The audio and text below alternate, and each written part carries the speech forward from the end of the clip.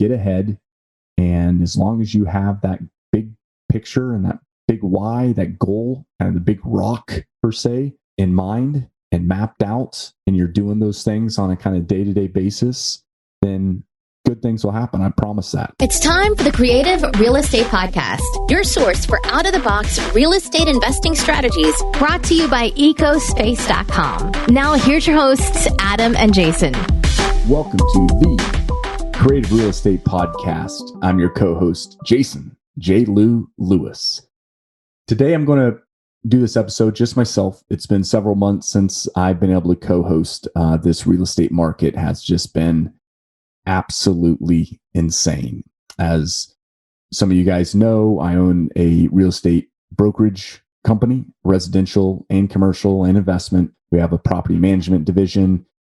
We have a personal investment portfolio. We have short-term rentals, you name it. And that's the whole reason I love the Creative Real Estate Podcast is I get to live it and do it every day. But this last 6 months, it's just been absolutely crazy. I mean, it's been all consuming. It seems 24 hours a day, 7 days a week. There's something kind of going on in this market. So I'm hopping on for the first time. It's just going to be me. And I'm just going to, for maybe 5 to 10 minutes, just kind of share what I've experienced the last 6 months as a guy that's in the creative real estate arena, both on the brokerage, working on behalf of other people, doing deals myself, doing development deals and fix and flips, short-term rentals. So I get asked this almost every day, if not multiple times a day, is like, when's it going to stop? And I go back to 06, 07, 08, and that conversation was brought up a lot when the market was just going crazy, when people that had no income were able to get approved to buy 5 homes and they were selling them before they were built and making money. And it was just, money was flowing everywhere. And it was just crazy. And I look back and the writing was on the wall at that time. I mean, it really was. I mean, if you could go, I bought my first house right out of college for $164,000. I put, I think 10% down. I think I put 16 grand. And I had just started as a commercial real estate broker with my license at CBRE, CB Richard Ellis, world's largest commercial real estate firm. But I was 100% commission. And I walked in and they're like, what's your stated income? Which essentially, how much do you make or how much will you make? And I'm like, I don't even remember what I put down because I had no idea. Literally, it was my first job and I was 100% commission. And I don't know, maybe I put 100 grand or 150 or something like that, which I didn't, first year didn't even come close to that. But they financed me, which looking back is just crazy. I was not in the position to be financeable at that time. So if you kind of look at the structure and kind of integrity of the market at that time, it was a little berserks. Today, we're seeing deals, especially say up in Summit County and the ski resorts and such. Some of these deals, 60, 70% of the deals are being bought cash. So people are not even financing a lot of these deals that are being bought today. So, and the people that are getting financed are much more qualified. The requirements are much more stringent. And the overall, I think, structure of the real estate kind of universe, from anywhere from the buyers to the sellers to the lenders to the government, how they're overseeing it, mortgage requirements and such, is much more stringent. But the question that gets brought up is these crazy bidding wars. I mean, houses that were selling for 300 4 years ago are now selling for 600, listing at 550 and going 50 grand over. So that's what has been triggering this question a lot of, when will it stop? And I don't know that answer.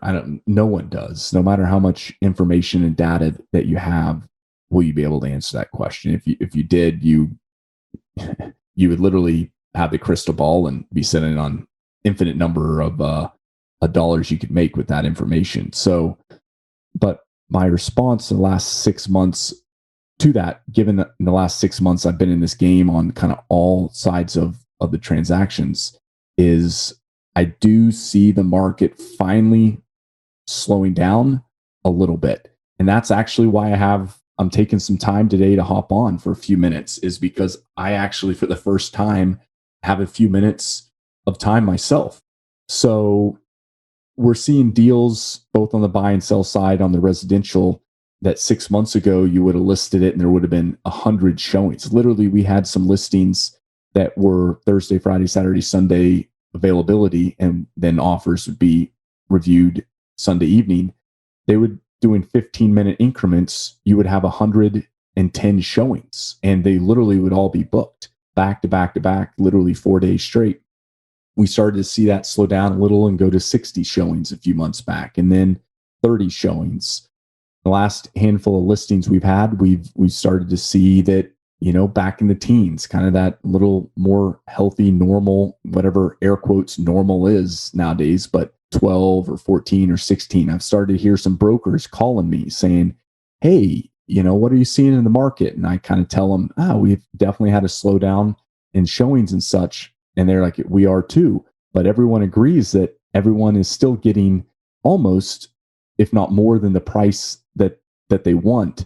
And my thought process behind that is that there's still some lingering buyers that are kind of the, pardon my language, kind of F buyers, the ones that are just like, screw it. I don't care what it takes. I've missed out the last 6 months. I'm tired of my apartment. I'm tired of my roommate, whatever it might be. I want a backyard for my dog that I adopted during COVID. And they're still out there and they're like, I don't care what it takes. I'm going to get the house. And even though there might only be their offer at 600, they will offer 605 or 610 without escalations because they just want to come in strong and get it under contract before the weekend showings. So we still have a few of those out there on all of our listings. And when we're competing on the buy side, we're kind of seeing that there's still that lingering person out there that's like, I don't care, I'm going to do it. But my takeaway and kind of why I want to wrap up with on the resi side is that personally here in Denver and in different markets that I invest in, I'm starting to see it slowing back a little bit and that just absolute craziness slowing down. Yeah. And I mean, it was just so crazy. If you were in this market, if you were trying to buy your first property or investment property or multifamily, mobile homes, I mean, RV park, you name it, it was just crazy. And I'm feeling we're finally, hopefully, coming back a little bit towards getting back to a little normal of a market. But the issue here is overall number of deals that are listed. The listings on market is still astronomically low. So a quick stat, at least here in Denver, during the 2010, 2012, there was over 36,000 listings at one time. That was a 9-month worth of inventory. And again, these are, depending on what area and what market and all that, but just kind of in general here in Denver, a healthy market is 3 to 6 months of inventory. So it was 2 to 3 times the amount of healthy market, but on the buyer side, it would lean towards the buyer side because there was so much inventory.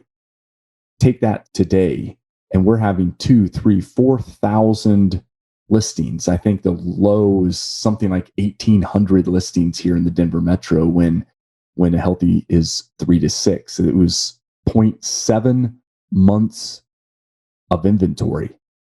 So even if you start to have that slow down a little bit, we have so little inventory hitting the market that there's still going to be a demand because the amount of buyers that are still out there given interest rates and the economy and PPP loans and different things that people have. So I'm just kind of sharing my experience last 6 months and kind of some data here is that I do think there's a little bit of an opening into the craziness that we've been kind of overshadowed with these last few months. So I just want people to know that stick with it.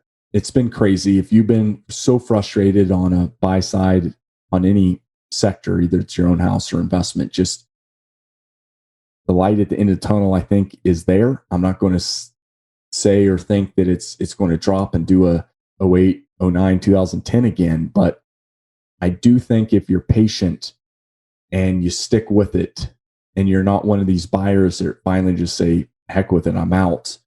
but yet you're not one of the buyers. It's like, heck with it, I'm going to offer whatever to get something. If you stick with it and kind of play the long game here, I know actually that you can still find that deal. So we're closing on 2 properties tomorrow, 160 acres of hunting and farm ground in southern Kansas, and then 8 acres, and which has 220 feet of shoreline at the Lake of the Ozarks for a short-term cabin development that we're doing. So those 2 were off-market deals, and I think there's definitely some value add in there. And I was able to come across those where I think 2-3 months ago that would have been much more difficult to get one of those deals, or especially both of them, under contract. So I'm coming on here to say I'm back.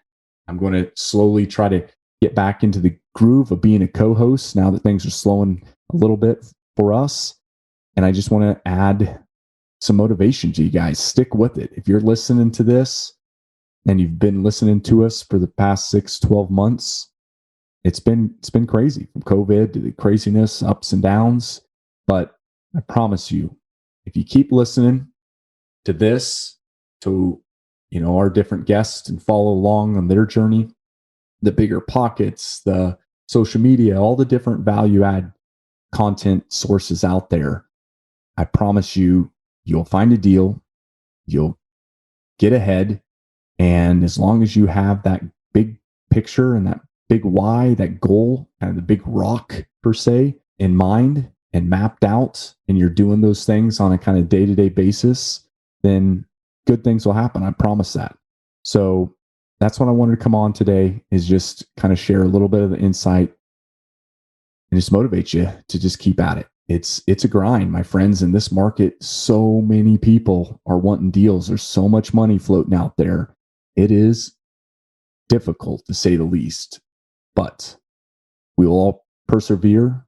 We'll all come out ahead at the end, and we'll be stronger, better real estate investors, owners, managers, brokers at the end of the day because of it. So that's it, my friends. And as always, until next time, think outside the box. Thank you so much for listening to the Creative Real Estate Podcast. And if you got value from this episode of the podcast, please take the time to leave us a rating and review on iTunes. Give us a written rating and a review. We'd really, really appreciate it. I'm going to let you go, but until next time, think outside the box.